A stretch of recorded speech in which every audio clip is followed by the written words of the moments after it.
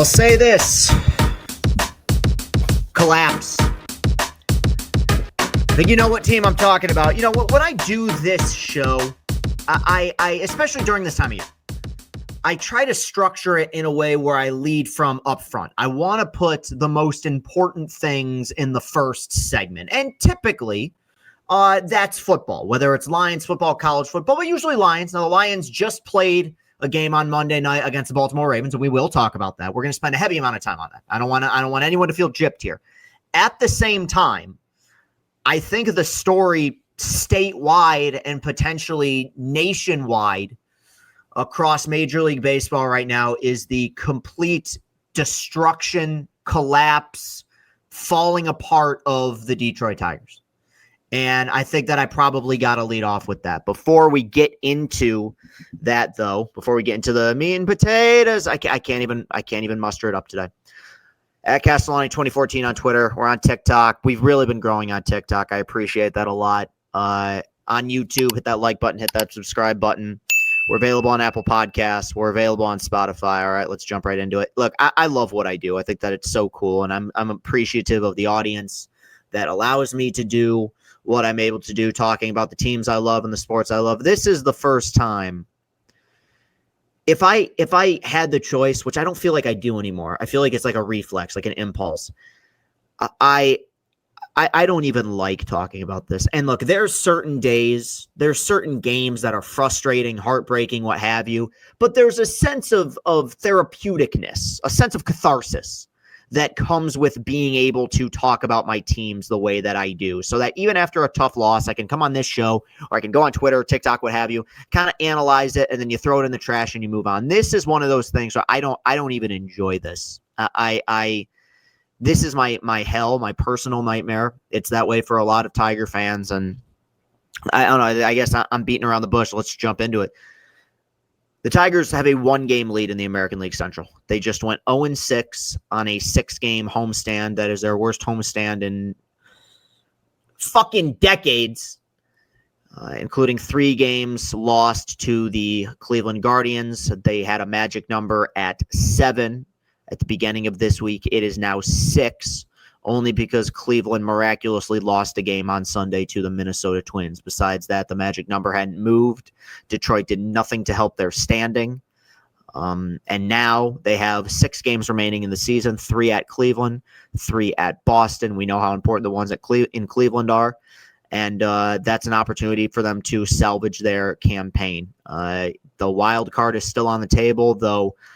For the time being, if this team were to lose this divisional lead, it would be the biggest divisional collapse in the history of Major League Baseball. This team had a 15.5 game lead at one point this summer. That is all but erased at this point. Look, in the sake of fairness, or for the sake of fairness, I don't want to come on here and do a full-on eulogy for a team that hasn't technically, the body isn't cold yet, okay? They have not officially, it sure as shit feels like it, but they have not officially blown any lead. AJ Hinch talked about it. They woke up on Monday as a first-place team. That is true, okay? Even I am trying to do glass half full here with some of my discussion. With that said, the way that it stands right now, with the way this team is going, the way that Cleveland is going, and the fact that I've seen collapses like this before, we saw it last year with the Twins. It all but feels inevitable that this team, at best, sneaks in as that last wild card, and at worst, misses the playoffs entirely. They are a complete and utter mess right now. It's a nightmare. There's no other way to describe it. They just had as bad a week as you can have, and like I said, I'm not going to completely eulogize them and call for people's jobs. I don't even know if I do that regardless. But even if we can't yet criticize them for coughing up the division, which they will do, this thing is over. There is a 0% shot they go to Cleveland and win the series. There's a 0% shot they get the sweep. And if I'm wrong, buddy, I will dig this up and I will be as happy as a pig in shit. No chance. No shot. No shot. Detroit cannot beat this team. They do not beat this team. They're afraid of this team. They have a mental block against the Cleveland Guardians. They cannot beat them. And the way this lines up, I see it now. Tarek Skubal has had one of the greatest years in the history of the Detroit Tigers. So inevitably, just to put a damper on all that, they'll lose that game. Flaherty starts the next game. He's had 2 good starts in a row, so he's due for a dud. And then I don't know what the fuck they're doing on Thursday. I think it's a bullpen day, which they haven't won in forever. So they'll get swept. And then the Boston series, at that point, who cares? Make the playoffs, get in there as the final wild card. Everyone's going to be talking about your division breakdown, right? And God help me. I hope I'm wrong. I hope I'm wrong. For the sake of everyone's sanity in this offseason, I don't want to spend the offseason answering questions, being bitter, being angry, being critical of people in the organization that I genuinely like. And that's the thing, is even if we can't yet criticize them or bury them for blowing the divisional lead, it is very fair to assess what they've done in the second half and wonder how or why or what the fuck. And there's blame to go around everywhere. I think that when you have a situation like this where a team has just completely fallen off the face of the earth, people try to find a scapegoat. And baseball it's such a long season, and it's such a team sport that I think to put it all on one particular guy is a little bit unfair. Even people who I like and defend, like AJ Hinch, they will deserve some blame for this. They will have to answer a lot of questions for the way that this thing has gone, assuming, of course, they end up losing to Cleveland and losing out on this division. I think the main thing that fans are pointing to right now is Scott Harris. And that's only fair. Is there some bad luck involved? Maybe. But you know what? I talk about it all the time. GMs or presidents get praised for good luck. They get criticized for bad luck. I think you can make a very clear line in the sand as far as where this team went post-trade deadline. Because I've been getting some tweets from people being like, what's happened to insert player here? What's happened to ZMAC? What's happened to Javi Baez? What's happened to Wenzel? And the fact is, it was very clear natural regression was coming in some capacity with this ball club. And that's not even me criticizing the players who gave them a lot more than we expected. We didn't think we'd get this out of Zach McKinstry. He made the All-Star team. And so there was very clear regression coming. I didn't think they'd fall off the way they have, but I figured there'd be some downward trend. And that happens with a lot of teams. And what those teams often do is they make moves at the deadline to improve their team. This team didn't. I have a take here that I think it sounds crazy, but I think it's accurate. I think it's accurate. Let's say Scott Harris at the deadline said, we'll get Kyle Finnegan, and we're not going to do anything else.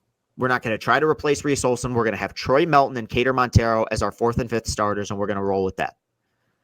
I would argue the team would be in a better place if that was their decision, which would make this the first time maybe in recorded history in which a team bought at the deadline and actively got worse. I'm not talking getting worse in terms of wins and losses, which they did. I mean, from a talent standpoint, they chose to make their roster worse at the deadline. Paddock has been a nothing. He's just been, I mean, they're throwing him in garbage time. They know this guy's useless. Charlie Morton just got released. He just got DFA'd. His season and probably his career is over. Gave up 6 runs by the time we got to the 2nd inning on Friday. And so regardless of where this goes, so much of the criticism is going to be heaped his way because of that. This was not an instance where you had a team that was several games under 500 or fighting for first place. This was a team that was comfortably in first place that feels like forever ago, but for a time had World Series aspirations, and you cheaped out because that's just indicative of the culture here. Whether it's Illich or Avila or Scott Harris, what fans want is the big swing, whether it's in free agency or at the deadline. And they're never going to have that. They're never going to have that. And maybe they can develop from within to a point where that's not needed. But even if this team somehow gets hot again and goes on a run here in the last week, people are going to point to that with Harris for a long time. He's going to have to answer to that for a really long time. Because if they get hot in October, I've said it before, random things happen. Everything resets. it's very clear that what you thought you were doing or what you were trying to do with the deadline, you failed at. And right now, you have a roster that is, Cody Stavenhagen wrote a great piece about this. It's a mess. I mean, Morton's gone. You're going to have a bullpen day in one of the games against Cleveland. Troy Melton's a rookie who's been one of the better pieces. I like Melton, but it's true. You got Paul Sewald making his third appearance, Tanner Rainey's second appearance. Canley pitching in high leverage when he was useless for 2 months. Rafael Montero, who you could trust about as far as you could throw. He's been solid, right? Vest has completely fallen apart. Your roster and your roster makeup, which is something that you have prided yourselves on for several years about how much better this is getting, is a disaster. I can't even come on here and blame what I thought I'd blame. They got a good outing from Jack Flaherty against Cleveland, Canley was good. Holton was good. These guys that had these blow-up outings, they were solid. But your young core, which you brag about, which you kept together for the sole purpose of saying, we're not just going to win this year, we're going to win next year, we're going to win the year after that, we're going to do it with these players. They've choked. Wencel Perez forgot how to play baseball. Dingler, offensively, not much better. And don't even get me started on Riley Green. Don't even get me started. This is where I'm going to give myself a week here to see how this team performs before I can make any rash judgments. But if the season ended today, I'm not talking Detroit sports. There is not a more overrated player in baseball than Riley Green. And I think that we have pointed to the home runs and we've pointed to the RBIs and made it out to be Riley Green's greatest season ever and that he's taken big steps. Riley Green has taken giant steps back. He has regressed defensively. He's regressed in terms of on-base percentage. The strikeouts have gone up. The walk rate has gone down. The OPS has gone down, subject to change potentially if he has a good last week, but you get my point. He's got 6 games here to really, before we have a very serious discussion about what to do with Riley Green this offseason. I genuinely think that because if you cough this up, everyone's vulnerable. And right now, you have 2 guys in Cleveland, J-Ram especially, but him and Quan, who are these homegrown guys who are just killing you. And the fact that you got this, this derp face who's just there doing nothing, striking out 3 times a game. Right now, it's a bad look. He and this entire organization can flip a narrative if they finish strong and win these games in Cleveland. And that is what I will say. Like, for all the nonsense, and we saw a lot of nonsense, they have created an opportunity to go out and put an end to an ugly narrative. The choice is theirs. I don't know. Look, I would be hypocritical if I didn't give them a shot because the fact is this is a long season. And the team that we saw in the first 100 games, I believe it's still in there. I don't think it's here in their current form. I don't think we're going to see it.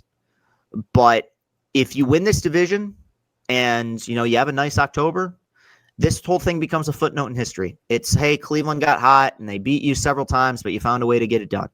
If not, this will live on as an all-time fall apart. And whatever goodwill or good feelings that people had about this organization over the last several years, they will be gone. And I am praying to Batman himself that we don't have to spend the offseason having those discussions. I would prefer the positivity, but this is just I can't even describe the last week of baseball for you guys. It was as if they were doing it on purpose. Now I know they weren't, but it was as if they were intentionally getting guys on base just so they could leave them there. Intentionally getting leads just so they could blow it. It was insufferable. It is far and away the worst week of baseball I can remember watching here, and I watched 2019 and parts of 2003. It ain't my first rodeo, but it was pain. It was completely painful. I'd say don't do this, but I've been saying that for weeks. If there's this isn't a positive. I knew they had this in them. I told people they had it in them, and that's why I freaked out when they were losing to the White Sox and losing to the Twins and losing to the Marlins. I knew what they were capable of. It is, I just have a numb feeling inside my body right now. And so let's move on. Just good or bad, I want to talk about something else in the Tigers right now.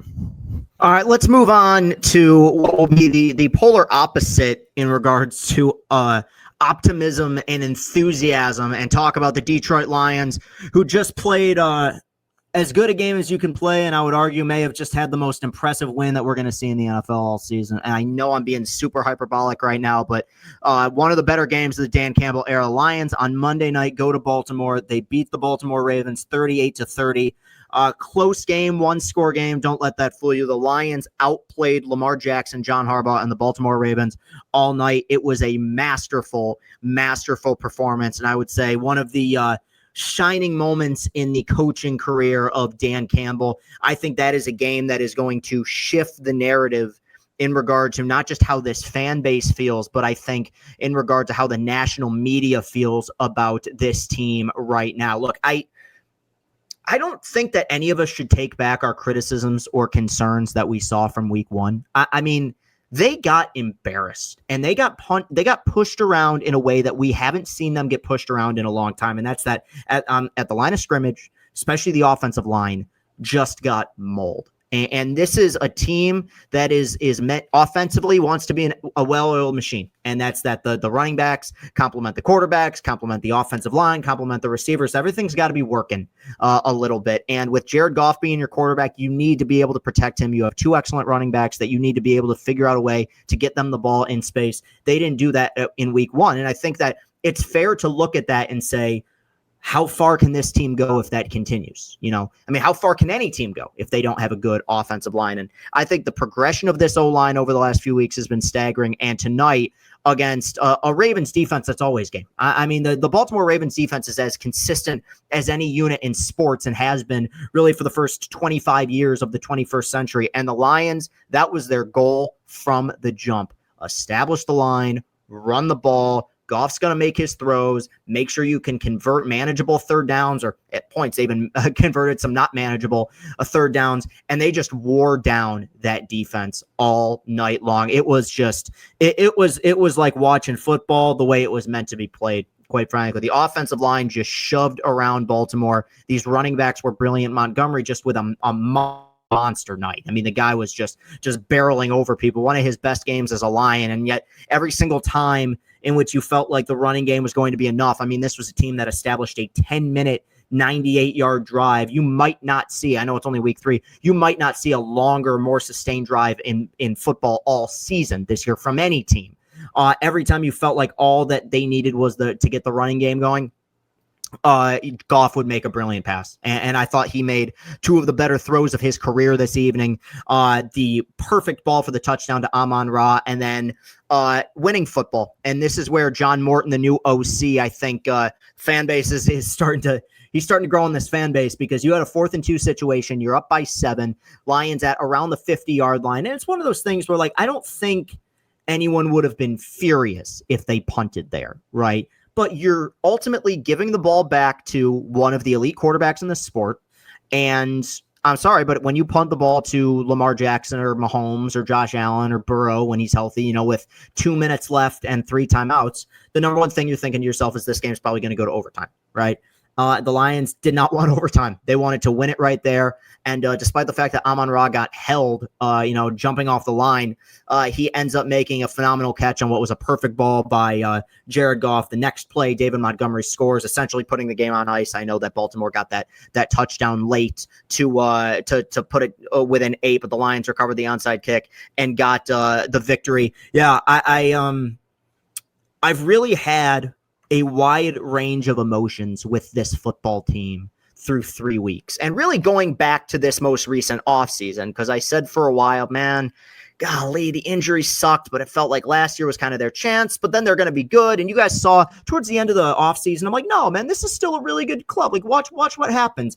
Week 1 took a lot of air out of the balloon. You had, I'm sorry to put it this way in the NFL, but basically a tune-up game against Chicago. And then I thought you had one of the best performances you could possibly have against Baltimore. It's really rare that you're going to see me come on here and be this complimentary of a team. And look, there's things to clean up, some disciplinary things, the penalties. I think it's very much time to have some conversations about Terry and Arnold and how he fits into all this. And look, all of that is true. But at the end of the day, that is a game that most people didn't think you'd win. The entire Monday Night Football panel had you losing.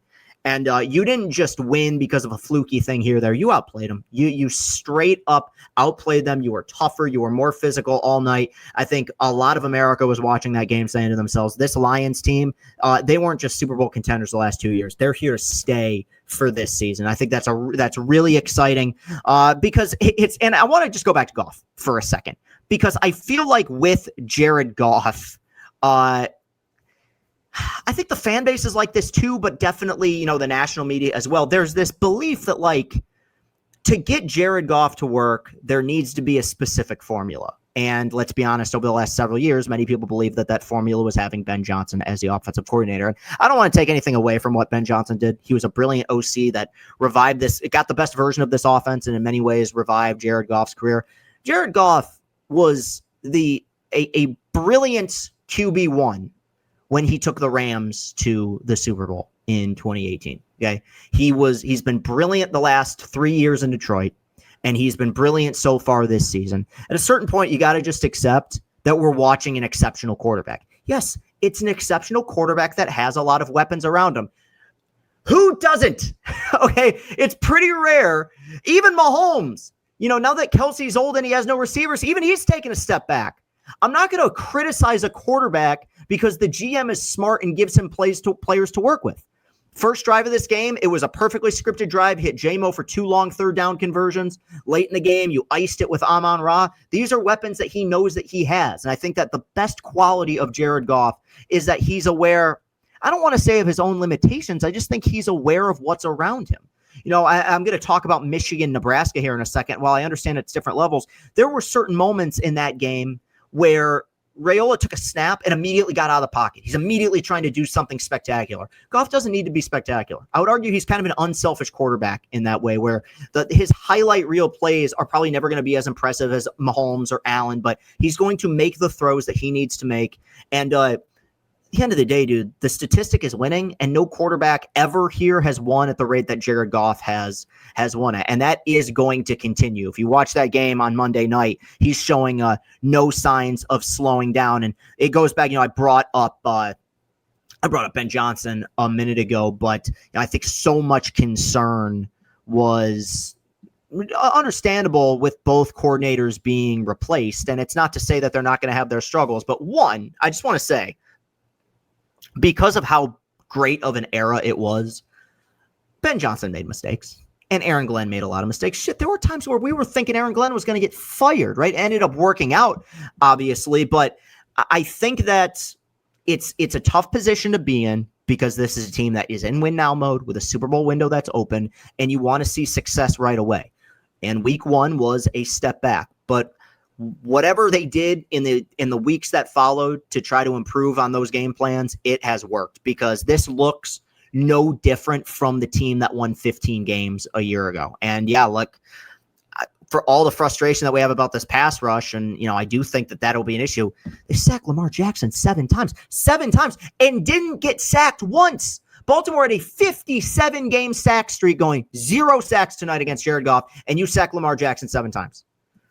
Every metric that you want to look at, every tiny, minute, minuscule thing that you want to zoom in on and talk about with this game favors the Detroit Lions. It was a 10 out of 10, ate it all, left no crumbs, leave no notes, leave no doubt, no notes performance.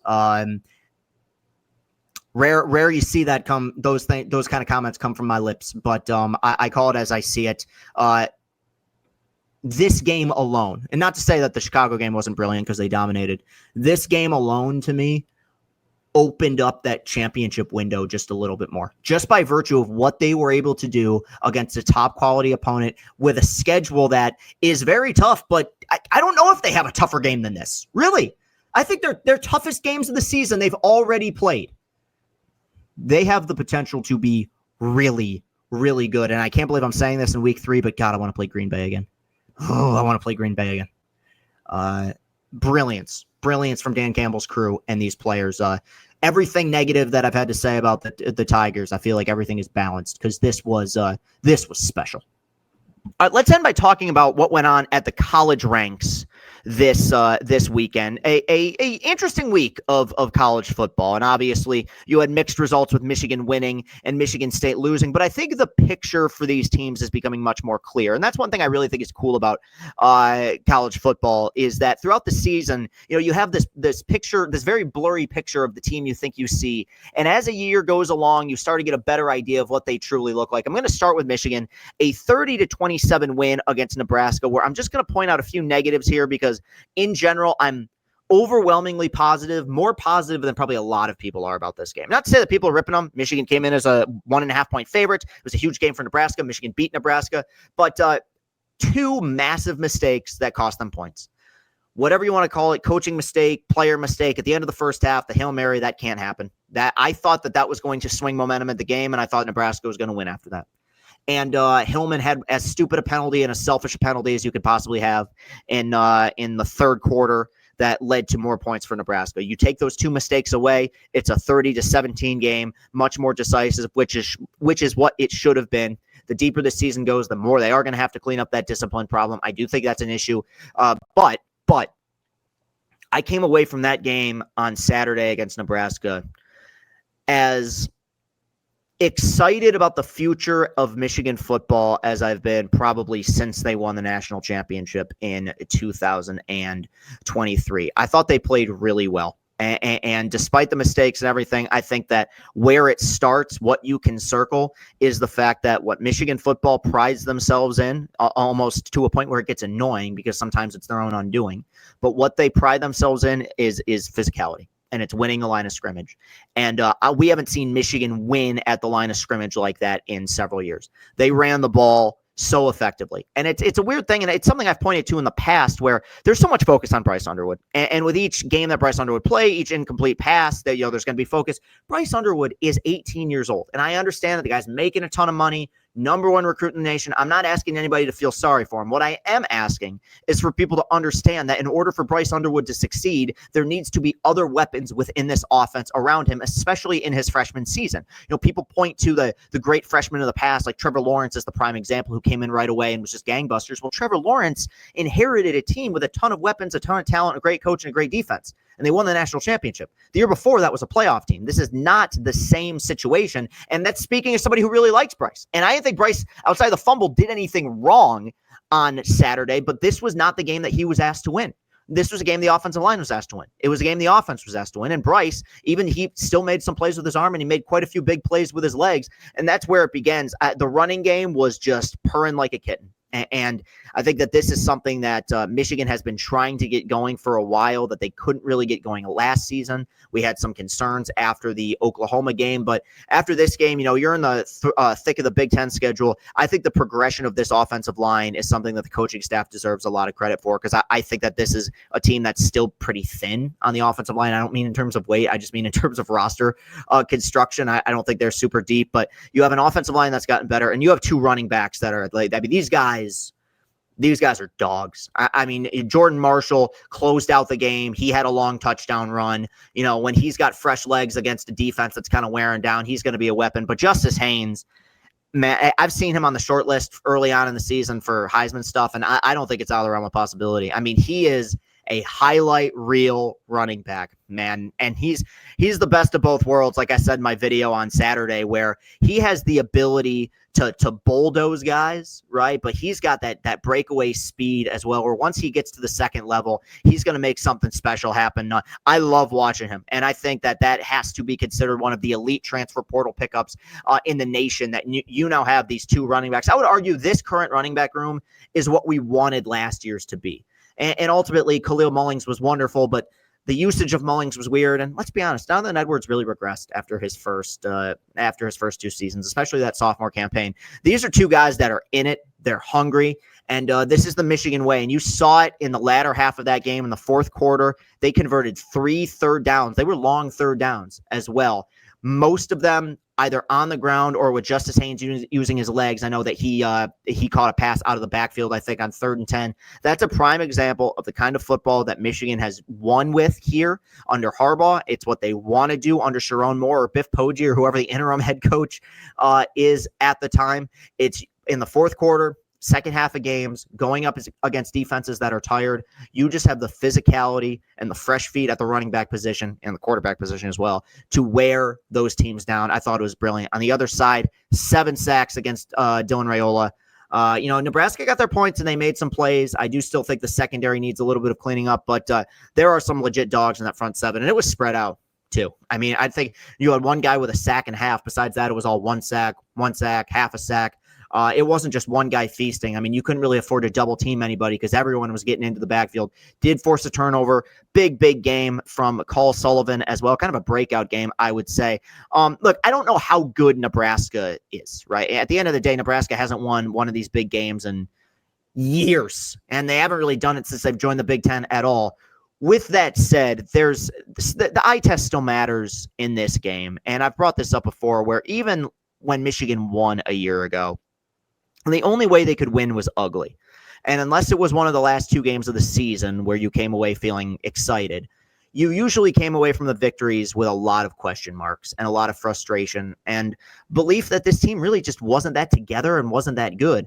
I'm not getting those vibes from this team right now. And I think the deeper we go, the more the Oklahoma loss just looks like a good, quote unquote, early season loss to a really solid team on the road where you had Bryce in his first road start. I thought the play calling wasn't particularly good. That was a bad day all around. Like, Oklahoma's good, but I didn't think Michigan's coaching staff did them any favors in that game either. I think the last few weeks, it's why those tune-up games matter, because you gave Bryce a ton of confidence in the Central game, and then you came out against Nebraska and you were able to do strategically everything that you wanted. This was what Michigan wanted to do. They wanted to run the ball. They wanted to dominate the line of scrimmage and hopefully hit big plays with the running backs. That's exactly what they were able to do. And despite the mistakes here or there, I thought as a whole it was a really good effort. You have a bye week now, chance to get fresh, get healthy, get some guys right, and then you got Wisconsin coming to town, who is a mess right now. And then you go to USC. I don't want to look too far ahead, but this schedule is tough. I think that there's this idea that it's easier than last season, and I guess it is, but you still got to go to USC, you still got to go to MSU, you still got to play at Maryland, who's looking like they're going to be a little bit better. There's some losable games coming up, but honestly, had they have lost this one to Nebraska, the possibility of 7-5 becomes a thing, really, because especially if they would have lost it the way that they lost games last year. I think the steps forward over the last few weeks are extremely encouraging. I'm excited for them. And I think the fan base should rally around them as well. I think that these guys have they've done a great job over the last few weeks of kind of coming together, putting that Oklahoma game in the rear view, and playing some really inspired football. On the other end, you have the 11 p.m. kickoff between Michigan State and Southern Cal. Michigan State loses what was, before I was about to fall asleep, what was a legitimately entertaining game, high-scoring game. This football game went exactly how I predicted it would go. And that doesn't make me a genius, because I think for the most part, everyone kind of saw this coming. Michigan State moved the ball, and Childs was good, and they hit some big plays. And I think that for the most part, they're going to find their way to be in most of the games they play, in part because they have a quarterback that is a playmaker. That's going to be able a few times a game to make something out of nothing, extend plays, make some big time throws. This was a 14-point game. I would argue it was not nearly as close as the final score indicated, simply because, and I came on and I banged this drum a week ago after the Youngstown State game, but all those fears were realized on Saturday. Michigan State's defense in its current form is awful. And I think that this is something where, despite my allegiances, I don't think there's a Michigan State fan watching or listening to this right now that doesn't agree with me. It's been years, probably since the Rich Rod era at Michigan, in which I've seen a Big Ten defense consistently give up this many chunk plays. These were not sustained drives where, this wasn't Michigan where they're wearing you down and it's 3 plays here, 4 plays here. Okay, there's a 15-yard pass. No, it wasn't, 3 yards in a cloud of dust. It wasn't 15 plays, 80 yards. These were 5 plays, 80-yard drives. 6 plays, 75 yards, a 20-yard gain, a 15-yard gain, a 25-yard gain. Wide open holes for the running backs, wide open holes for the quarterback and read option, wide open receivers. And it's kind of a chicken or the egg thing where I don't know who's to blame. I think up front is where it starts. They have zero pass rush. They do not get to the quarterback. They didn't get to the quarterback last year. And while I thought the Joe Rossi hire was an inspired one, I think you got to start to put some blame on him and the fact that they did very little in the transfer portal to bolster that. There's zero physicality on that defensive line, and it's killing them. If you want to put it on the secondary as well, you can.